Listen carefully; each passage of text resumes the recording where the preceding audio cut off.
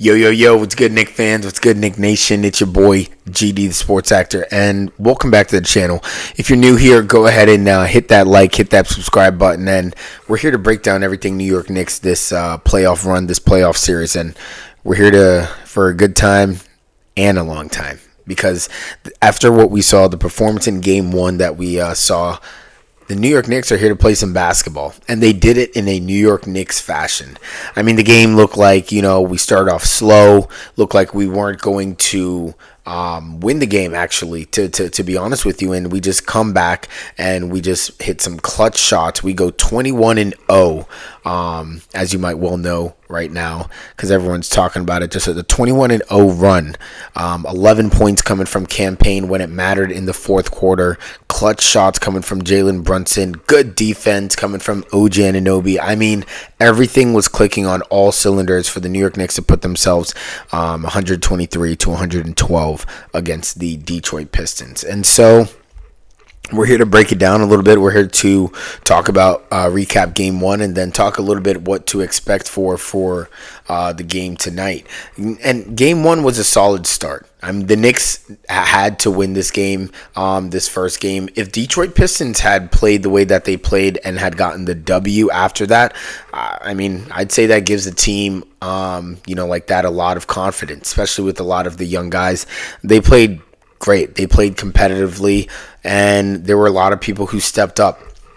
I mean, throughout this game, some of the people I'll highlight, Tobias Harris. Wow, where did that come from? I don't think he'll be able to repeat that again for Game 2, but he played, very well, was shooting great from the three-point line and made a lot of tough baskets, as well as Malik Beasley. Malik Beasley giving 20 points and just doing a lot inside the paint and providing some good positive minutes out of them.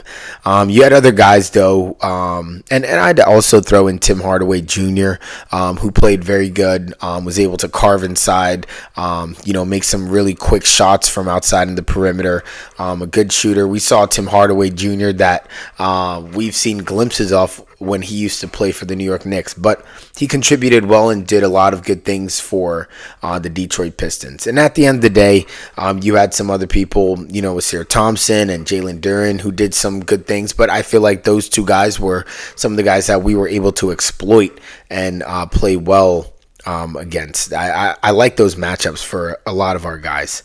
And so, as we break it down, let's look into it. So we're going to give credit where credit's due. The Knicks defense is looking good. I mean, we have people who are talking about how the Knicks of old with Isaiah Hartenstein and DiVincenzo had a little bit more grit, a little bit more identity, but I'd like to say that this team just has a different type of grit and identity. This team is very offensive forward, and this team has a great depth, great bench, and that provided a lot of different types of opportunities for rest, a lot of opportunities for other guys to turn up, that burner when we needed to get a little bit something going.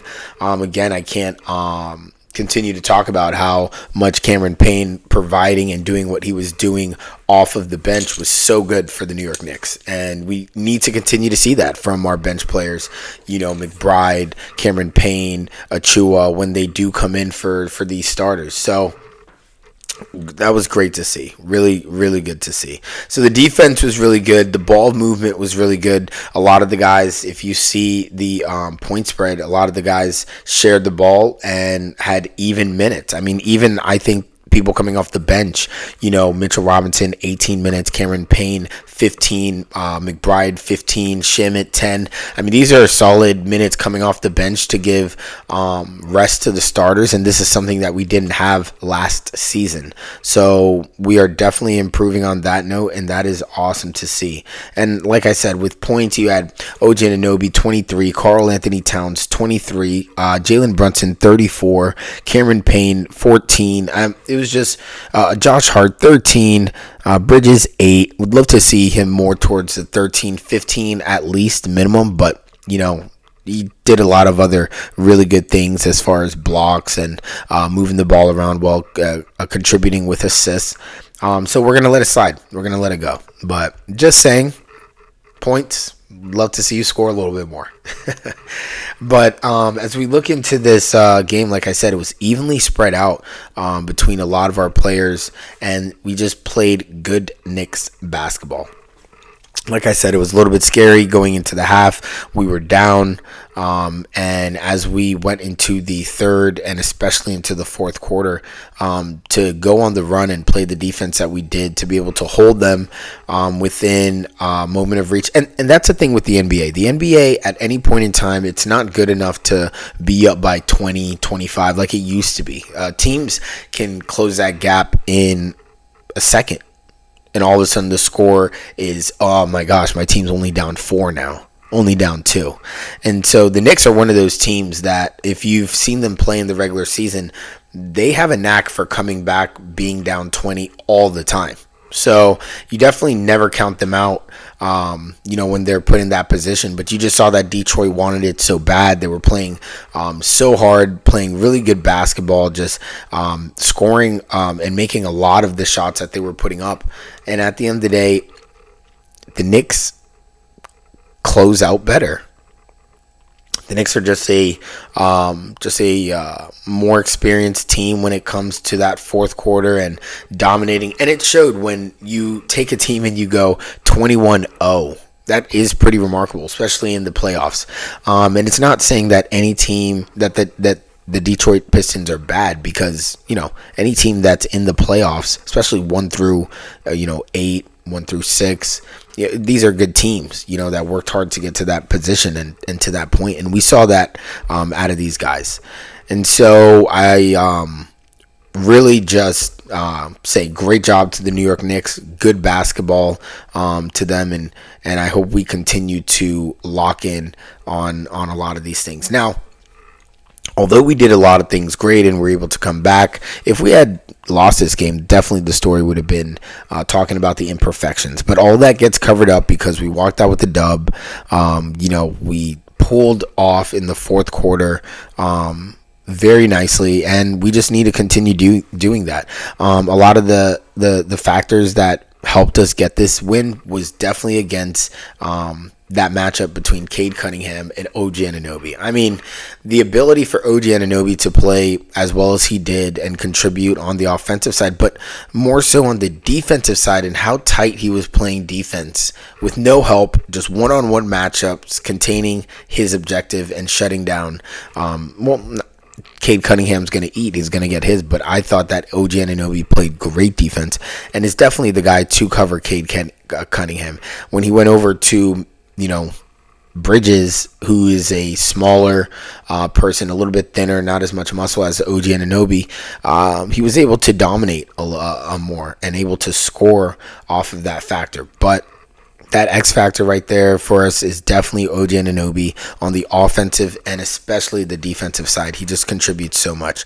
Another X factor that I say, we need to continue to put pressure on is having that matchup or having the lineup of having Cat as well as Mitchell Robinson in the game on the floor at the same time. I mean, we saw it a lot longer than we've seen it in the regular season, and it seems like they're listening, and it seems like this is something that they want to pursue. The more that we continue to do it, the better that it gets with those two working in tandem as twin towers, as some of these other teams have with some of their bigs. And so I'm really excited about seeing that continue. I'm really excited to see where that goes, and I really loved seeing them on the floor at the same time while being able to see them switch out, and you bring in guys like Achua, or you just continue leaving Mitch as the main center or Cat as the main center. I think it works out well. And these are just factors that we just need to continue to rely on. I do hope that we continue to get a little bit more boards. I thought we had trouble collecting some rebounds when it came to this game. Also, I definitely think that when it comes down to, Brunson coming out of the game, we definitely need a lot of the other guys to continue to step up. As I said, Bridges had about 8 points. You need him to score more, especially when, someone like Jalen Brunson is out of the game. You'd like to see Bridges step it up a lot more.